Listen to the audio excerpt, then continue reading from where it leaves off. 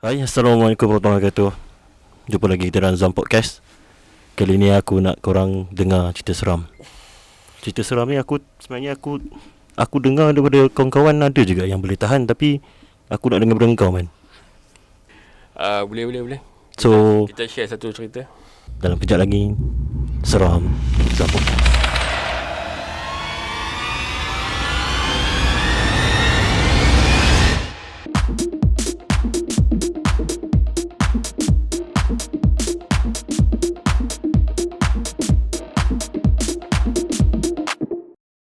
Okay, cerita ni pengalaman sendiri ya. Bermula terjadi pada 2000, kalau tak salah 2004 2000 Allahu Akbar 2005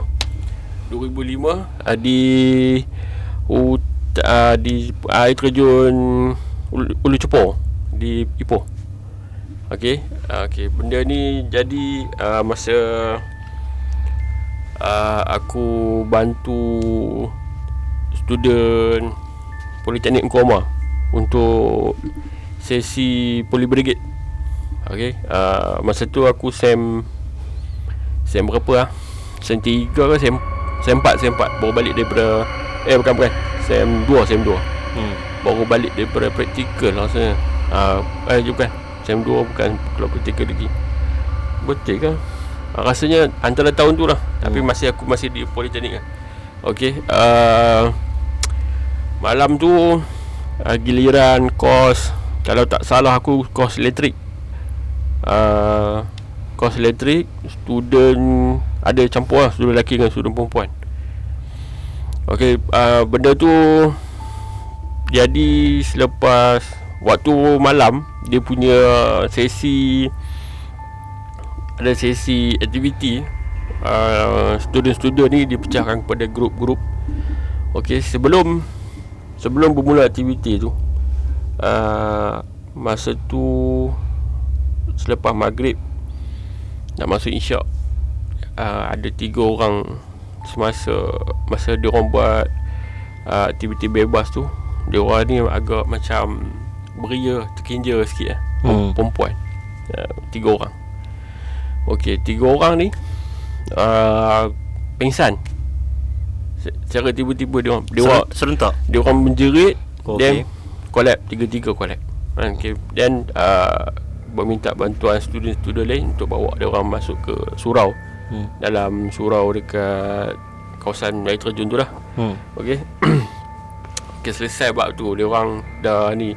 Tapi benda tu tak selesai kat situ. Selepas dia orang sedar, jadi benda lain pula. Dia jadi benda lain tau.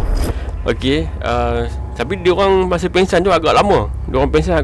So selepas dia orang pengsan, dia orang sedar tu, dah lepas isyak, dia orang dah start meracau benda pelik-pelik lah kan. Tapi tak nampak macam ekstrim sangat lah. Biasa saja. So aktiviti lain diteruskan macam biasa. Okey, masa tu malam ada sesi malam borong-borong hantu. So student-student perempuan ni diarahkan untuk buat sesi trekking malam kawasan air terjun tu lah. Okey, adalah checkpoint dia.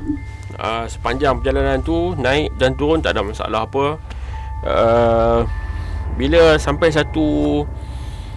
nak turun bawah, dah sampai dekat kawasan perhimpunan tu, ada seorang student ni, dia tak nampak apa-apa pelik pun dekat dia kan. Tapi dia cakap kat kita orang yang dia sakit tangan. Dia rasa tangan dia berat sebelah kiri tak silap tangan dia. Dia kata bau ni sakit sangat dekat bahu dia kan, dia kata. Okey, tak apalah, kita pun escort dia untuk pergi ke kemah rehat. Ada lecturer apa semua kat situ.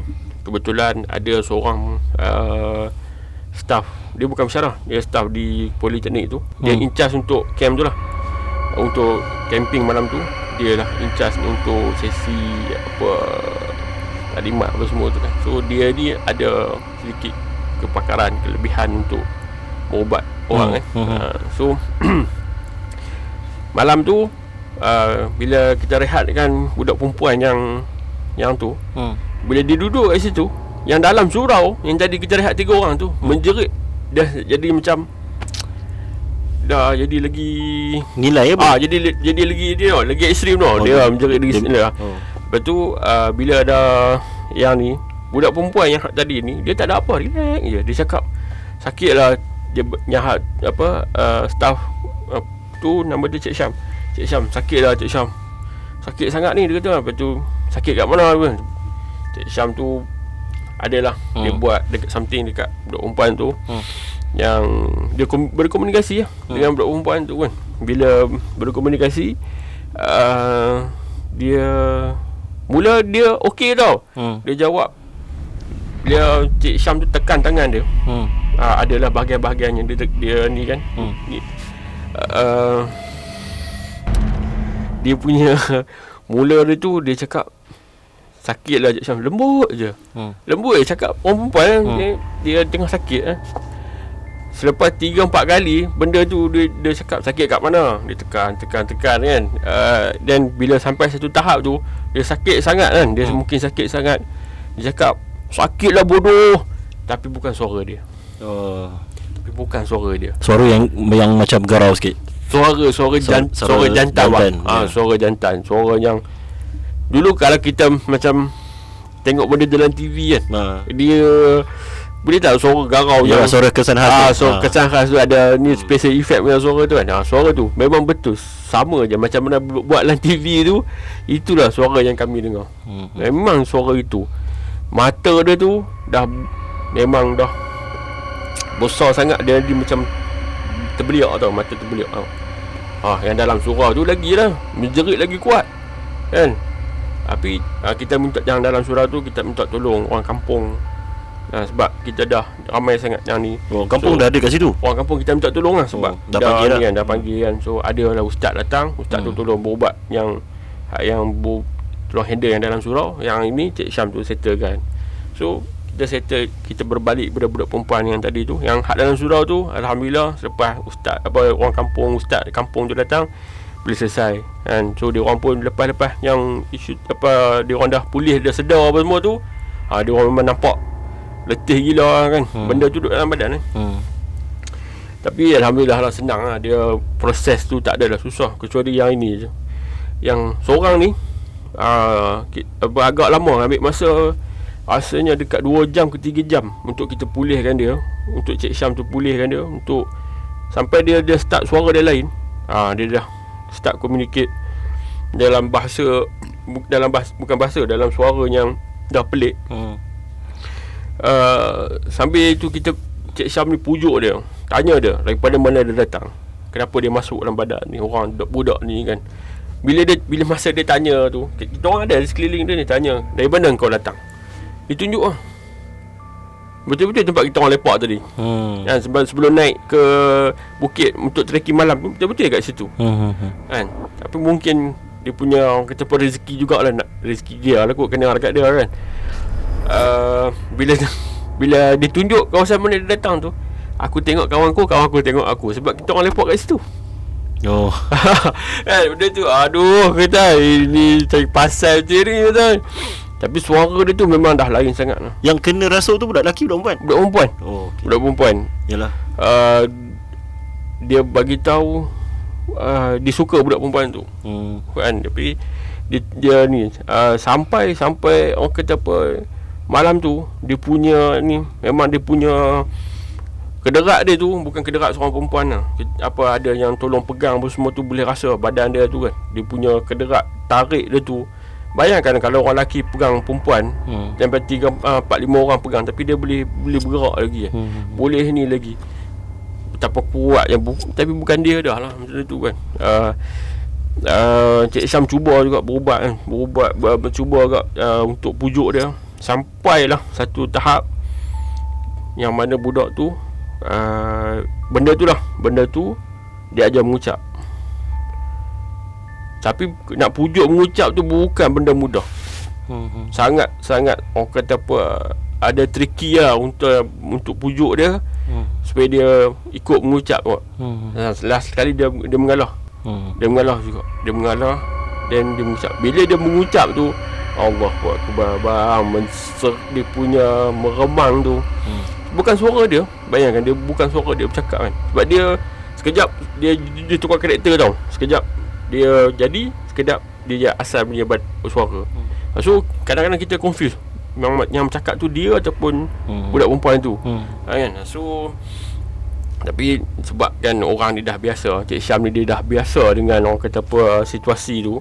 So dia tahulah kan mana yang real, mana yang tak real kan. Tapi mata budak tu memang dah lain malam tu. Malam masa tengah berubat tu memang lain. Dia dah jadi lain sangat. Yang kita orang settle benda tu rasanya hampir pukul 2 ke 3 pagi rasanya. Selepas dia mengucap tu, lepas dia elok dia mengucap apa semua tu kan, dia sebut syahadah, dia terus pingsan budak tu. Terus pingsan. Tapi kan yang aku lagi seram kan, setiap kali aku jumpa budak tu dekat kampus kan, aku tengok mata dia memang aku takut kan. Masa macam dia ada lagi kat situ. Betul. Memang muka dia menyeramkan lepas tu. Oh, aku tak tahu sebab apa. Jin tu tak? Jin lah. Jin tu masuk Islam lah? Mungkin lah. Sebab dia dah mengucap kan. Sebab kawasan tu daripada cerita orang kampung, dia kata kawasan Bunian. Allahualam lah. Kita pun tak tahu kan. Tapi puncanya daripada budak budak bising tu 3 lah. orang. Waktu maghrib azan, azan maghrib kan, azan maghrib, dia orang terkinja-kinja time tu. Dia orang duduk seronok, happy, terjerit-jerit kan. Dah lah kali pengsan tu boleh habuan. Punca daripada itu tu. Kita tengok sendiri benda tu kan. Mungkin ni cerita sebab, tapi aku adalah saksi-saksi hidup yang masih hidup dengan aku boleh cerita benda tu. Benda tu berlaku di Ulu Cepo. Okey. Untuk kali ini Seram Podcast.